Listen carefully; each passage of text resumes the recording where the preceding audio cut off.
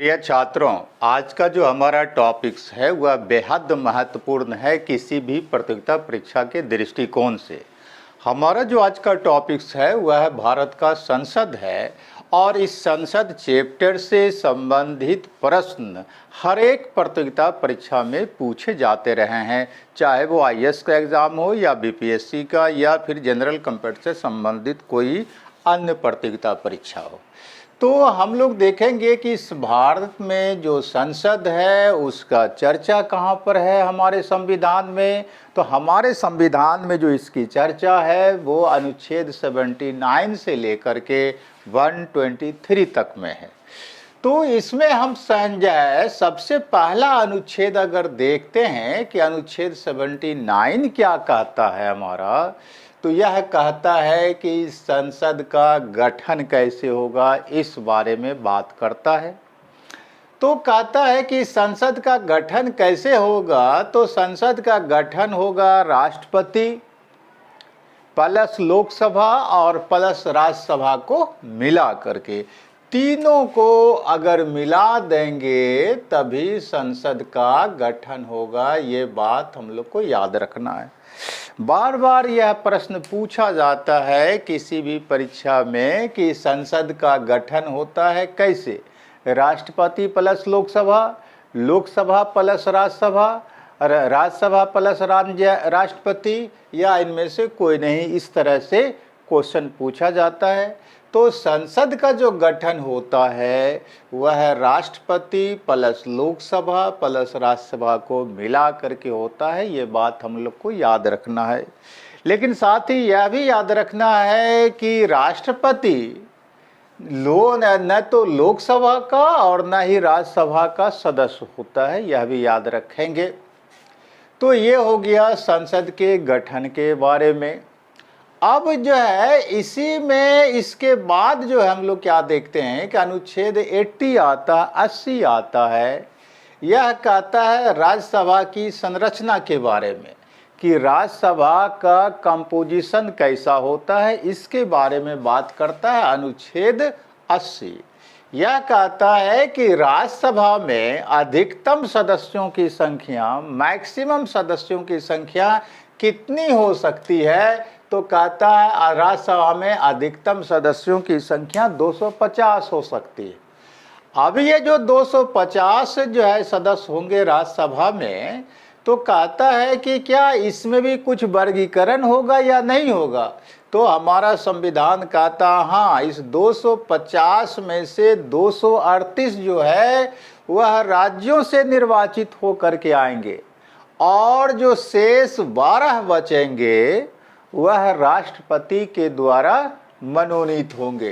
तो याद रखिएगा 250 में से 238 राज्य से निर्वाचित होकर के आएगा और 12 सदस्य जो है राष्ट्रपति के द्वारा नॉमिनेट होगा।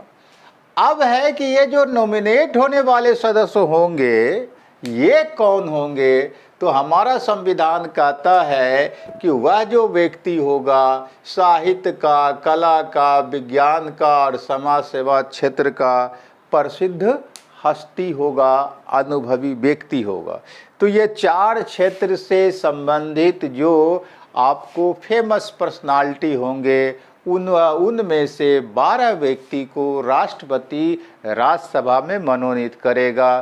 तो कौन कौन, साहित्य, कला, विज्ञान और समाज सेवा का क्षेत्र।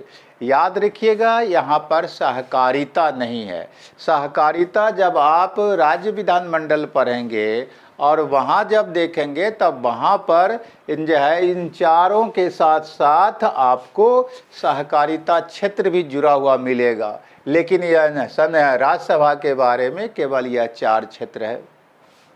अब फिर अनुच्छेद 80 का ही आगे का पॉइंट कहता है कि भाई राज्यसभा में अभी कितना सदस्य है, वर्तमान में कितना सदस्य है। टोटल तो हो सकता है 250, लेकिन वर्तमान में कितना सदस्य है, तो वर्तमान में राज्यसभा में जो सदस्यों की संख्या है वो 245 है और इस 245 में से 233 जो है वह राज्यों से निर्वाचित होकर के आए हैं और 12 जो है राष्ट्रपति के द्वारा मनोनीत हैं।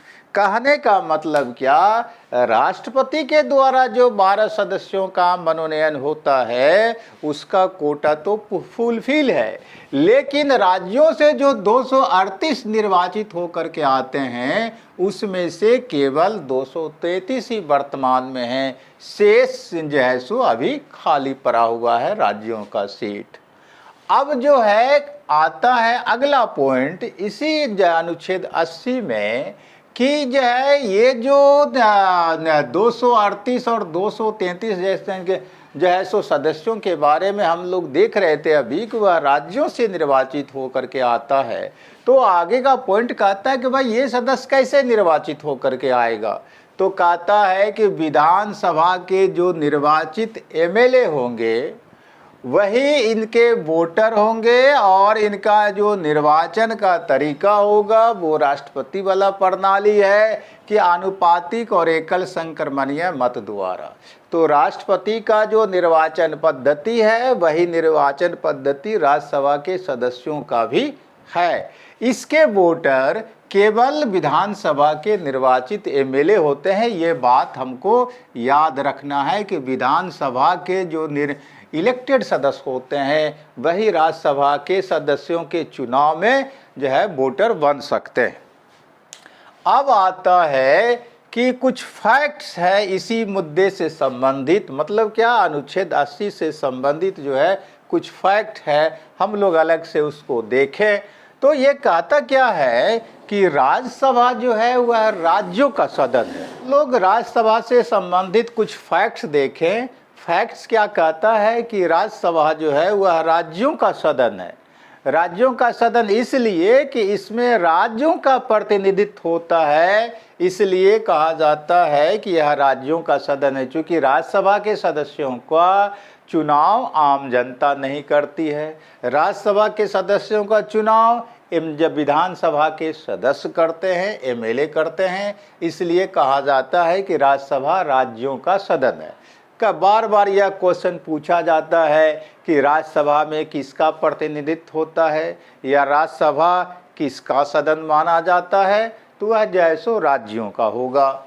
दूसरा इसमें फैक्ट है कि राज्यों का जो प्रतिनिधित्व होता है वह जनसंख्या के आधार पर होता है। मतलब क्या कि किस राज्य से कितना राज्यसभा का सदस्य होगा यह कैसे तय होता है, तो कहता है यह तय होगा जनसंख्या के आधार पर। जिस राज्य की जितनी जनसंख्या होगी उसी के अनुपात में वहाँ राज्यसभा का सीट निर्धारित होगा। अब हम लोग देखते हैं कि पहली बार राज्यसभा का गठन कब हुआ था, तो पहली बार राज्यसभा का गठन होता है 1952 में, 1952 में। और राज्यसभा जो है एक अस्थाई सदन है। ऐसा इसलिए कि इसे कभी भंग नहीं किया जाता है।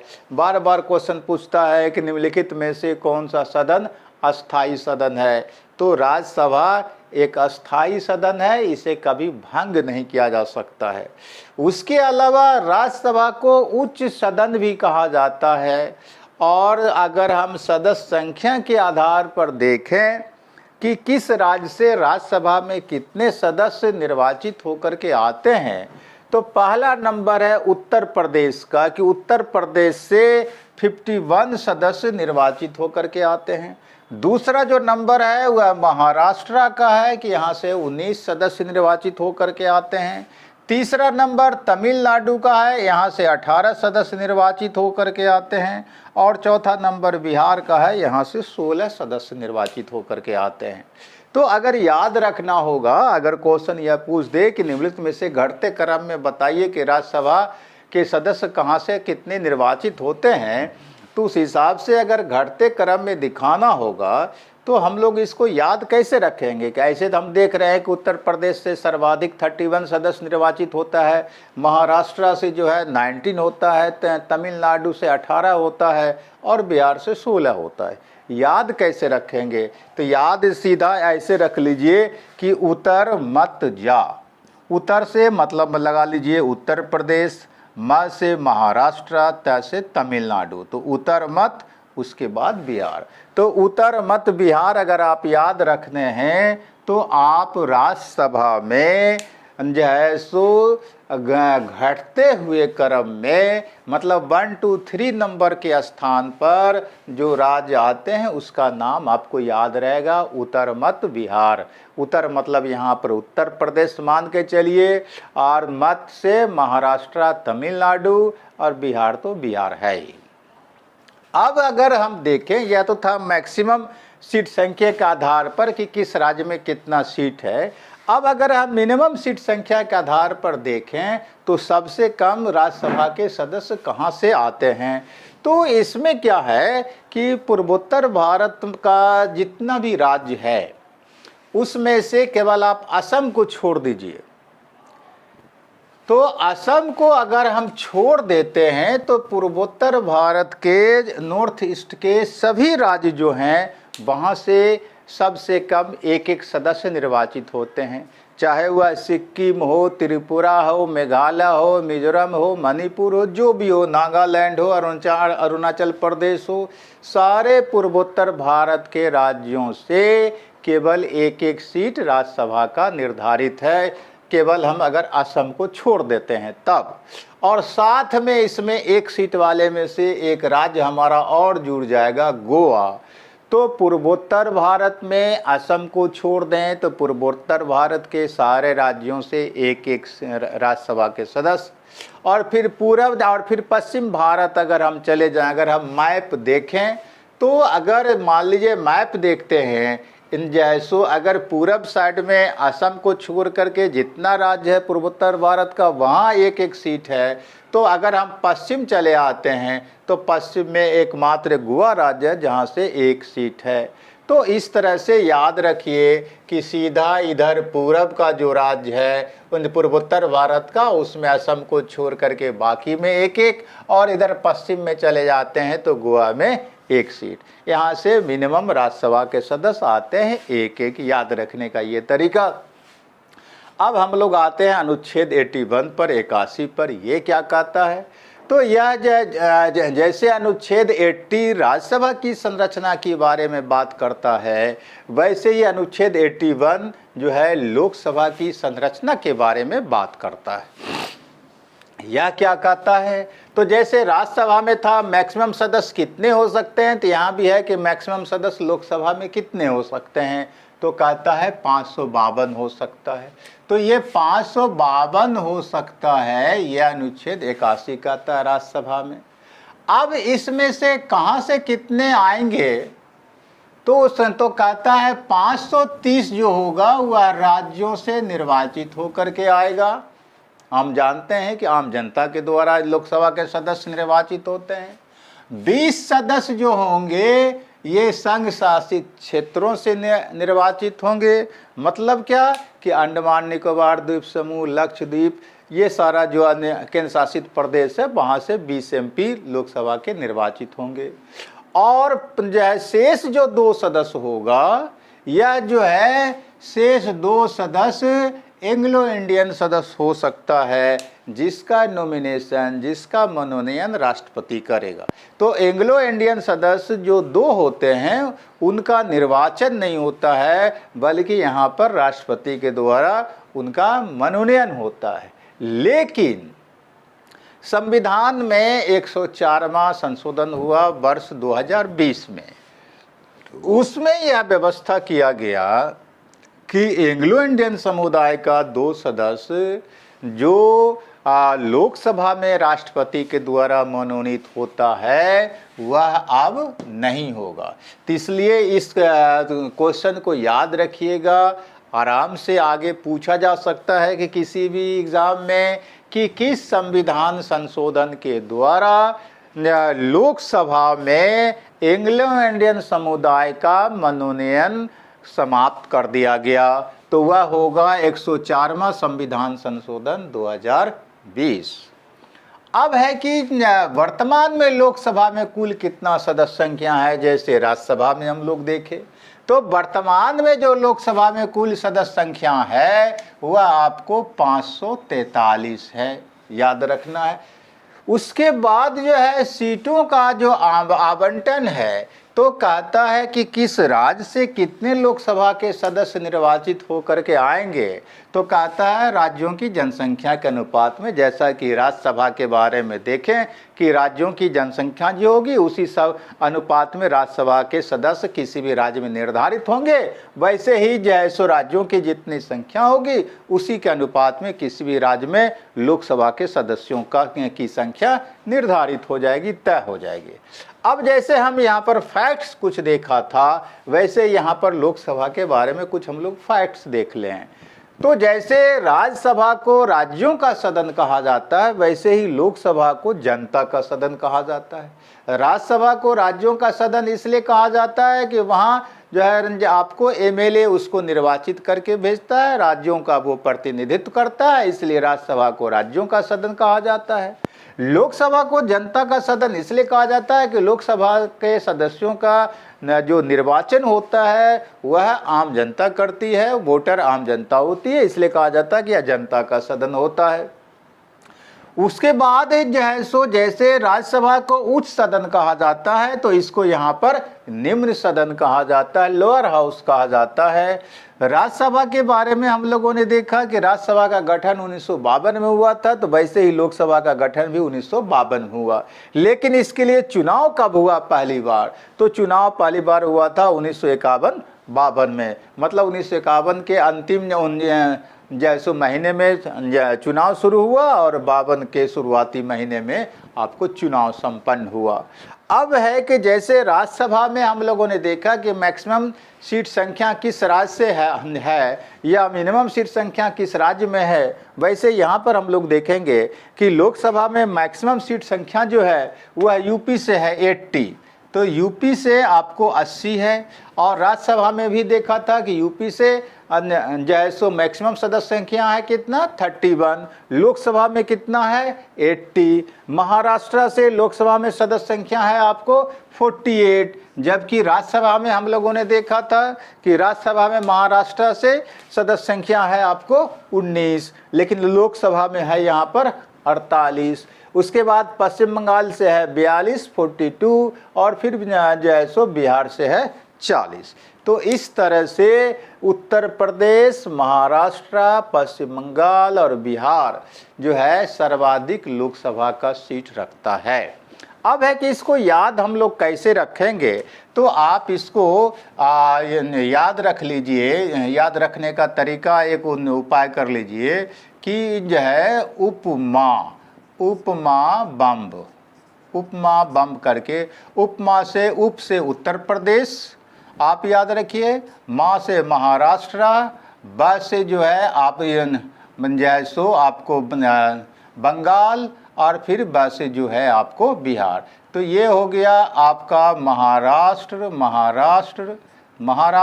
ये हो गया आपका उत्तर प्रदेश, ये हो गया आपका बंगाल और ये आपका हो गया बिहार। तो उत्तर प्रदेश, महाराष्ट्र, बंगाल और बिहार उपमा बम्ब याद रखिए। तो 1 2 3 4 नंबर पर लोकसभा का सदस्य संख्या सबसे ज़्यादा कहाँ है वो याद रह जाएगा, उपमा बम्ब। अब हम लोग देखेंगे कि मिनिमम सदस्य संख्या लोकसभा में कहाँ है। तो मिनिमम लोकसभा में सदस्य संख्या है 89 राज्यों में। 89 राज्य क्या मतलब पूर्वोत्तर भारत का 3 राज्य आता है 89 राज्य में। मी से मिजोरम, मी से हो गया आपका कौन सा राज्य, मी से हो गया आपका मिजोरम, ना से हो गया आपका नागालैंड और सी से आपका हो गया सिक्किम। तो ये जो है आप 89 राज्य याद रखिए, तो आपको याद रहेगा कि सबसे कम किस राज्य से लोकसभा का सदस्य होता है। तो 89 मतलब मिजोरम, ना से नागालैंड और सी से सिक्किम, यहाँ से मात्र एक लोकसभा के सदस्य होते हैं। तो ये हमारा जो है लोकसभा के बारे में यानी संसद के बारे में अनुच्छेद 79 का प्रावधान कहता है, अनुच्छेद 80 का प्रावधान कहता है और अनुच्छेद 81 का प्रावधान कहता है। रेस्ट जो पार्ट है फिर हम लोग दूसरे दिन जैसो शाम में 8 बजे देखेंगे।